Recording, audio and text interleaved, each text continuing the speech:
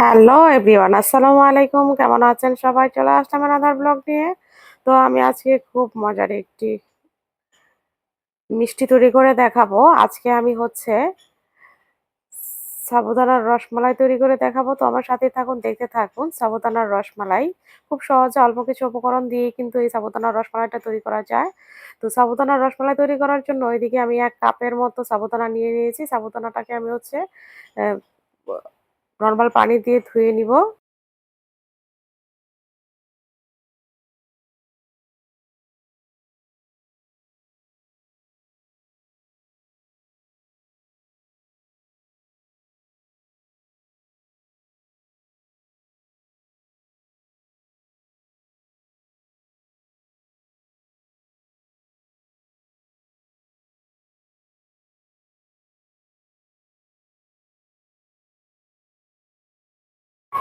পানি দিয়ে ধোয়ার পর এটাকে আমি ২০ মিনিটের মতো রেখে দিব ঢাকা দিয়ে।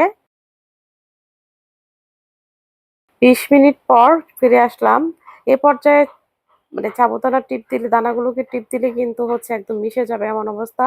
দিয়ে দিব 1/3 কাপ গুঁড়া দুধ, দিয়ে দিব 1/3 কাপ চিনি। এই পর্যায়ে মিশ্রণগুলোকে ভালো করে মিক্সড করে নিতে হবে।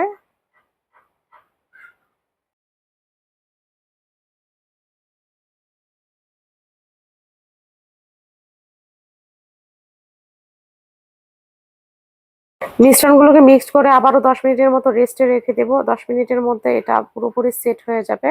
হাতে ঘি লাগিয়ে মিষ্টিগুলো তৈরি করে নিব। এরকম শেপ দিয়ে সবগুলো মিষ্টি একই রকম শেপ দিয়ে তৈরি করে নিব। আপনারা চাইলে যেকোনো রকমের শেপ দিতে পারেন।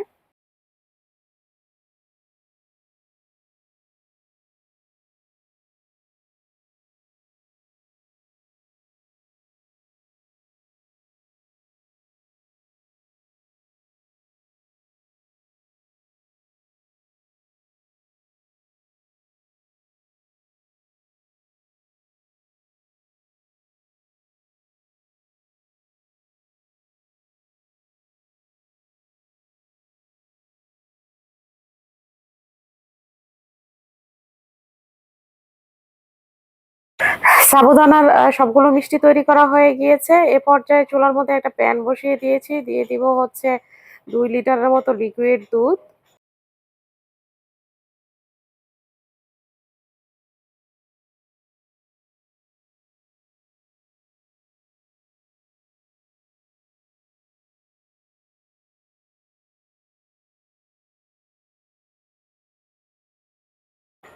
এ পর্যায়ে দুধটাকে জাল করে নিব।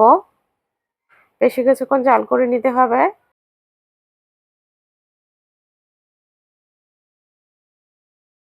দিয়ে দিব ১/২ টেবিল চামচের থেকেও কম লবণ। লবণটা দিব মিষ্টির ব্যালেন্সটা ঠিক রাখার জন্য দিতে হবে। এক্ষেত্রে মিষ্টির ব্যালেন্সটা ঠিক থাকবে লবণটা দিলে। আবারও নাড়াচাড়া করে এটাকে জাল করে নিতে হবে বেশ কিছুক্ষণ। দিয়ে দিব 1/3 কাপ দিয়ে ৩ কাপ চিনি। যেহেতু রসমালাইটা মিষ্টি হয় সেহেতু আমি ৩ কাপের মতো চিনি দিয়েছি। আপনারা চাইলে এর বেশিও দিতে পারেন। এটা মিষ্টির ব্যালেন্স অনুযায়ী আপনারা কি পরিমাণ মিষ্টি খাবেন। তো আমার কাছে মনে হয়েছে যে ৩ কাপ চিনি দিলেই এটা পারফেক্ট একটা মিষ্টি তৈরি হয়ে যাবে।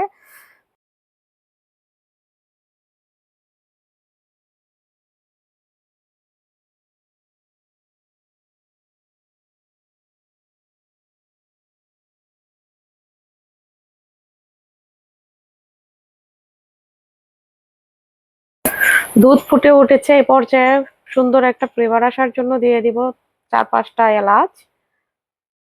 আর এদিকে চুলার মধ্যে একটি প্যান বসিয়ে দিয়েছি। প্যানের মধ্যে নিয়ে নিব পর্যাপ্ত পানি।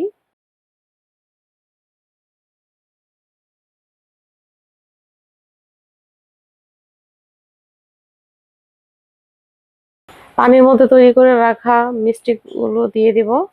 সাবুদানার যে মিষ্টিগুলো তৈরি করে রেখেছিলাম সেই মিষ্টিগুলো দিয়ে দিব।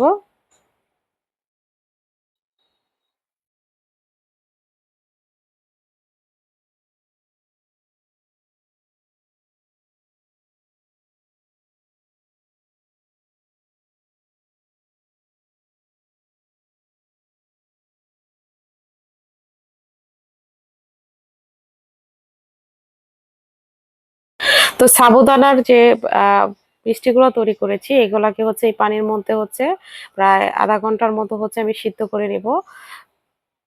সাবুদানাটা সিদ্ধ হতে এমনিতেই সময় লাগে। তো যে মিষ্টিগুলো তৈরি করে রেখেছিলাম সেখান থেকে উঠিয়ে যে দুধের মিশ্রণটা ছিল সেই দুধের মিশ্রণের মধ্যে দিয়ে দিব।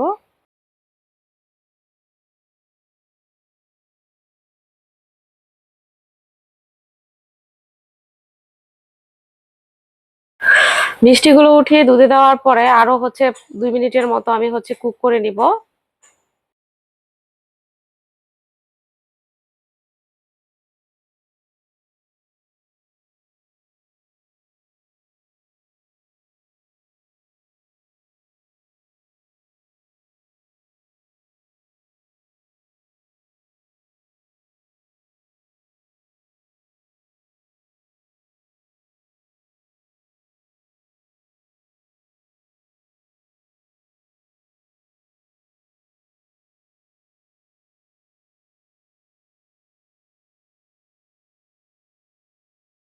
এই পর্যায়ে মিষ্টিগুলোকে আমি 2 ঘন্টার মতো রেখে দিব। 2 ঘন্টা পর উঠিয়ে নিচ্ছি। দেখতেই পাচ্ছেন কতটা সুন্দর লোভনীয় রসালো হয়েছে। খেতেও কিন্তু দারুণ হয়েছে। আপনারা চাইলে খুব সহজেই কিন্তু এই মিষ্টিটা তৈরি করে ফেলতে পারেন। ভিডিওটি ভালো লাগলে লাইক কমেন্ট শেয়ার দিয়ে পাশে থাকবেন। ফিরে আসবো এরপর কোনো একটি ভিডিও নিয়ে। সে পর্যন্ত আপনারা সবাই ভালো থাকবেন, সুস্থ থাকবেন। Take care. আল্লাহ হাফেজ।